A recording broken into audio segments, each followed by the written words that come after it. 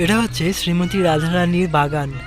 রাধারানী এই বাগানে এসে নিত্য খেলা করতেন, ক্রিয়া করতেন। এখানে দুটি বৃক্ষ একসঙ্গে আছে, একটি নিম বৃক্ষ, একটি অশ্বত্থ বৃক্ষ। বলা হয় রাধা কৃষ্ণের মিলিত স্বরূপ এই বৃক্ষরূপে এখানে অবস্থান করছে। শ্রীমতী রাধারানীর অশেষ কৃপার ফলে আমরা চলে এসেছি শ্রীমতী রাধারানীর গ্রাম রাভেলে। এই স্থানেই বিশ্বভানু বাবা এক পদ্ম ফুলের উপর মাতা যমুনাতে শ্রীমতী রাধারানীকে লাভ করেছিলেন। এই সেই গেট, এখান থেকে প্রায় 1 কিলোমিটার ভিতরে গেলেই সেই রাধারানীর মন্দির দর্শন হয় আর মাতা যমুনাকে দর্শন হয়। চলুন আমরা দর্শন করে আসি। শ্রীকৃষ্ণের হ্লাদিনী শক্তি, আনন্দময়ী স্বরূপা শ্রীমতী রাধারানী, যার অশেষ কৃপার ফলে আমরা কৃষ্ণ ভক্তি করতে পারি। তার চরণে আশ্রয় লাভ করলে আমরা কৃষ্ণ প্রেম লাভ করতে পারি। আসুন আমরা শ্রীমতী রাধারানীর গ্রাম আজ দর্শন করি এবং ওনার অপ্রাকৃত আবির্ভাব লীলা কথা শ্রবণ করি। রাধে রাধে। আজ আমরা চলে এসেছি রাভেল রাধারানী দেবী মন্দির, শ্রীমতী রাধারানীর আবির্ভাব স্থলী। এই স্থানে শ্রীমতী রাধারানী আবির্ভূত হয়েছিলেন। তো এই স্থানে আগে মাতা যমুনা প্রবাহিত হতো, কিন্তু কালের প্রভাবে মাতা যমুনা অনেক দূরে চলে গিয়েছেন। আর এখানে একটি মন্দির হয়েছে এখন, সেই স্থানে আমরা আজ দর্শন করব। শ্রীমতী রাধারানীর আবির্ভাবের লীলাটিও খুবই সুন্দর। আসুন মন্দির দর্শনের সাথে সাথে আমরা সেই দিব্য লীলা কাহিনী শ্রবণ করি। বৃষভানু বাবার কোনো সন্তান ছিল না, সেই কারণে তিনি ভগবানের কাছে প্রার্থনা করতেন সন্তান লাভের জন্য। তিনি প্রতিদিন ব্রহ্ম মুহূর্তে যমুনাতে স্নান করতে যেতেন এবং মাতা যমুনার কাছেও প্রার্থনা করতেন। একদিন এভাবেই তিনি ব্রহ্ম মুহূর্তে গেছেন যমুনাতে স্নান করতে। তখন তিনি যমুনাতে সহস্র পদ্মফুলের মধ্যে একটি পদ্মফুল দর্শন করলেন। সেই পদ্মফুল দিব্য আলোতে ঝলমল করছিল।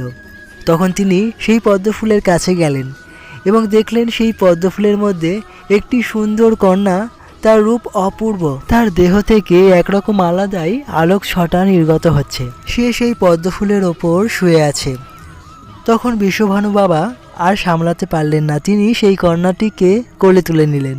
তিনি ভাবলেন এটি ভগবানেরই বিশেষ কৃপা, তার ঘরে আজ সন্তান এসেছে। তখন তিনি তাকে নিয়ে বাড়ি ফিরে গেলেন এবং কীর্তিমাকে দিলেন। কীর্তিমা সেই সন্তানকে দর্শন করে অত্যন্ত আনন্দিত হলো এবং তখন সমস্ত গ্রাম জুড়ে প্রচার হয়ে গেল বৃষভানু বাবার বাড়িতে এক সুন্দর কন্যা সন্তান হয়েছে। এবং তখন সকল গ্রামবাসীরাই অত্যন্ত আনন্দিত হলেন। তারা যেন সকলেই আনন্দে নৃত্য করতে শুরু করলেন।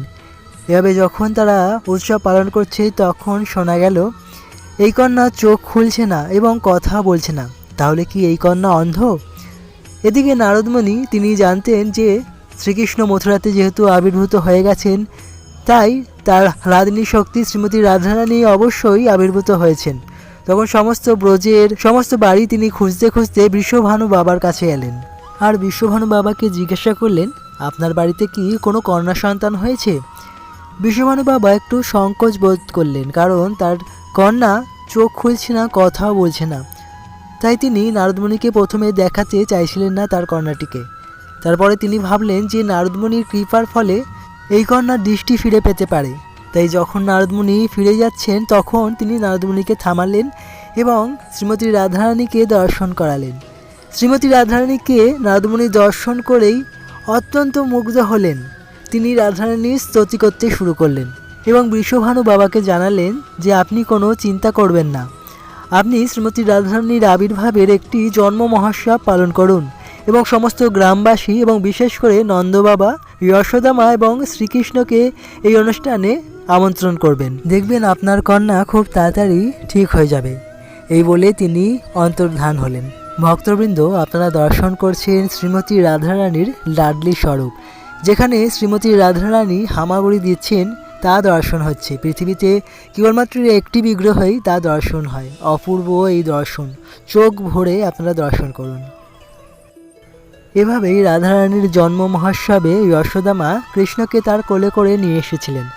যখন যশোদা মা এবং কীর্তিমা কথা বলছিলেন তখন কৃষ্ণ মাটিতে নামবার জন্য একটু ছটফট করছিলেন। তখন যশোদা মা কৃষ্ণকে তার কোল থেকে নিচে নামিয়ে দিলেন। কৃষ্ণ তখন হামাগুড়ি দিতে দিতে রাধারানীর দোলনার কাছে গেলেন এবং রাধারানীকে স্পর্শ করলেন। রাধারানীকে স্পর্শ করা মাত্রই রাধারানী বুঝতে পারলেন আমার প্রাণনাথ শ্যামসুন্দর এসেছেন। তখন তিনি দৃষ্টি খুললেন এবং প্রথম দর্শন করলেন শ্যামসুন্দরকে। শ্যামসুন্দরকে দর্শন করা মাত্রই রাধারানী হাসতে শুরু করলেন খিলখিল করে। আর তখন সকলে তার দর্শন করলেন এবং তখন এই উৎসবের আনন্দ যেন দ্বিগুণ হয়ে গেল, কারণ শ্রীমতী রাধারানী চোখ খুলেছেন এবং হাসছেন। এই হচ্ছে শ্রীমতী রাধারানীর দিব্য আবির্ভাব লীলা, আর এই সেই দিব্য আবির্ভাব লীলাস্থলী।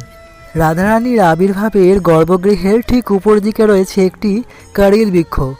এই বৃক্ষটি অত্যন্ত প্রাচীন। আসুন আমরা সেই বৃক্ষটি দর্শন করি। এই বৃক্ষের কোনো শিকড় নেই এবং এই বৃক্ষের নিচেই আপনারা নিচে যে শ্যামসুন্দর বিগ্রহ দর্শন করলেন তা স্বয়ং প্রকট হয়েছে। এই বৃক্ষটিকে কল্পবৃক্ষও বলা হয়। তাই আসুন আপনারা দর্শন করুন এবং আপনাদের মনস্কামনা এখানে জানান। সেই মনস্কামনা অবশ্যই রাধারানী পূর্ণ করবেন। যখন এই বৃক্ষের নিচে শ্যামসুন্দর বিগ্রহটি আবির্ভূত হয়েছিলেন তখন থেকেই এই মন্দিরটি নির্মাণ করা হয়, কিন্তু তখন এই কারেল বৃক্ষটি কেটে ফেলা হয়েছিল, কিন্তু পরবর্তীকালে এই মন্দিরের ছাদে আবার এই বৃক্ষটি প্রকট হয়। তাই ভক্তরা নিজস্ব মনস্কামনা এখানে বেঁধে রেখে দিয়ে যান এবং তাদের মনস্কামনা পূর্ণ হলে আবার এসে এই গেট খুলে রেখে যান।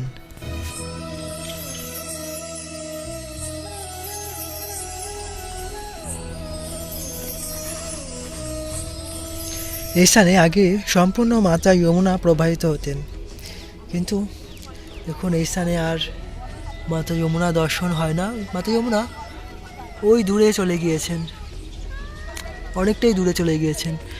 আমরা দর্শন করতে পারছি মাতা যমুনা ঠিক রয়েছেন অনেকটা দূরে, প্রায় এখান থেকে 500 মাইল দূরে চলে গিয়েছেন। আর এখানে একটি কুণ্ড নির্মাণ করা হয়েছে পরবর্তীকালে। এই কুণ্ডটির নাম হচ্ছে লাডলি কুণ্ড। যেহেতু শ্রীমতী রাধারানী এখানে বাল্যস্বরূপে অবস্থান করছে, সেই কারণে রাধারানীর নাম লাডলিজি। সেই কারণে এই কুণ্ডেরও নাম হয়েছে লাডলি কুণ্ড। আমরা এখন চলে এসেছি শ্রীমতী রাধারানীর নিজস্ব বাগানে, যেখানে শ্রীমতী রাধারানী নিত্য ক্রীড়া করেন, লীলা করেন। তাই অত্যন্ত মনোরম প্রকৃতি সর্বদাই এখানে নিত্য বিরাজ করছে। একদিন রাধারানী এই বাগানে আসেন ফুল পাড়বার জন্য। তখন শ্যামসুন্দর ফুল গাছের ওপরে ছিলেন এবং রাধারানীর জন্য একটি ডাল নিচে নামান। তখন রাধারানী একটি হাতে সেই ডাল ধরেন আর একটি হাতে ফুল তুলতে শুরু করেন। পরক্ষণেই শ্যামসুন্দর সেই ডালটি ছেড়ে চলে যান। তখন রাধারানী সেই গাছেই ঝুলে যান। এরকমই বিভিন্ন লীলা রাধারানী এখানে করেছেন। আমরা যদি রাধাকৃষ্ণকে দোলনায় দোল খেতে দর্শন করি তাহলে আমাদের পুনর্জন্ম হয় না। আমরা এই মন্দিরেই সেই দুর্লভ দর্শন লাভ করতে পারি। এই দোলনায় শ্রীমতী লাডলিজি রাধারানী দোল খেতেন। আমরা অত্যন্ত ভাগ্যের ফলে এই দুর্লভ দর্শন লাভ করতে পারি আজও। এই বাগানেই রয়েছে রাধাকৃষ্ণের যুগল স্বরূপ একটি বৃক্ষ, একটি নয় দুটি বৃক্ষ। আসুন আমরা তা দর্শন করি। রাধাকৃষ্ণ এক আত্মা দুই দেহ। তারা কখনোই আলাদা নন। তাদের দেহ কেবল আলাদা, কিন্তু তারা প্রকৃতপক্ষে একই। সেরকমই দুর্লভ দর্শন হয় এই বৃক্ষটির মধ্যে। রাধাকৃষ্ণ যেরকম একে অপরের সঙ্গে যুক্ত, সেরকম এই বৃক্ষের শাখা একে অপরের সঙ্গে যুক্ত হয়ে আছে। এখানে সাদা রঙের যে বৃক্ষটি দর্শন হয় সেটা শ্রীমতী রাধারানীর স্বরূপ, এবং শ্যাম রঙের যে বৃক্ষটি দর্শন হয় সেটি হচ্ছে শ্যামসুন্দর শ্রীকৃষ্ণের স্বরূপ। এবং একটি হচ্ছে অশ্বত্থ বৃক্ষ আর একটি হচ্ছে নিম বৃক্ষ। রাধাকৃষ্ণ নিত্য এই স্থানে লীলা করছেন, বিরাজ করছেন, সেই কথা প্রকৃতি মাও আমাদের কাছে প্রকাশ করছেন। কারণ এই প্রকৃতিও হচ্ছে শ্যামসুন্দরের, তাই সবসময় শ্যামসুন্দর এবং শ্রীমতী লাডলিজির গুণকীর্তন করতে সেও যেন ব্যস্ত। আমরা এখন যাচ্ছি মাতা যমুনাকে দর্শন করতে। রাধারানীর মন্দিরের অনেকটা দূরে মাতা যমুনা আজ সরে গিয়েছেন। কালের প্রভাবে মাতা যমুনা আস্তে আস্তে ছোট হয়ে যাচ্ছেন। স্বধামে শ্রীধাম বৃন্দাবন, গোলক বৃন্দাবনে তিনি ফিরে যাচ্ছেন। তিনি যেখানে যে স্থানে শ্রীমতী রাধারানী আবির্ভূত হয়েছেন সেই স্থান থেকে আজ প্রায় 500 মাইল দূরে মাতা যমুনা চলে গিয়েছেন এবং আজও মাতা যমুনার দর্শন হয়।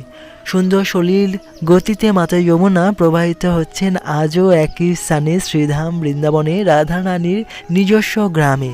এবং যমুনা মায়ের চতুর্দিকে ব্রজধামের এই ক্ষেত, এবং ক্ষেতের মধ্যে নব ফসলে সুসজ্জিত এই রাভেল গ্রাম।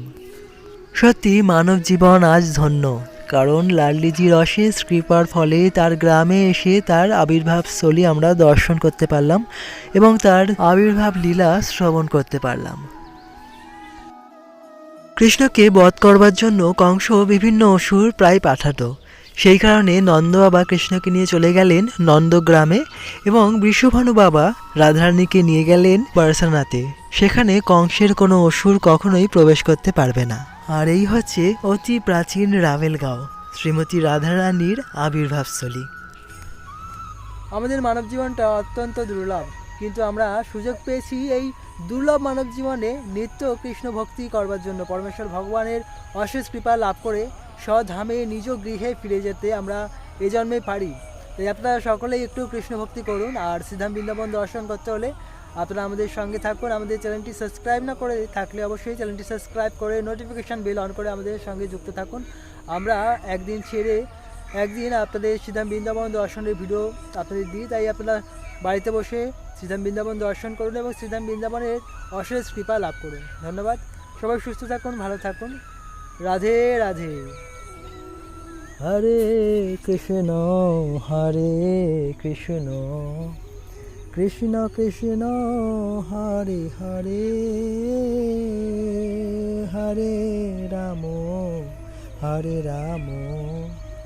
রাম রাম হরে হরে।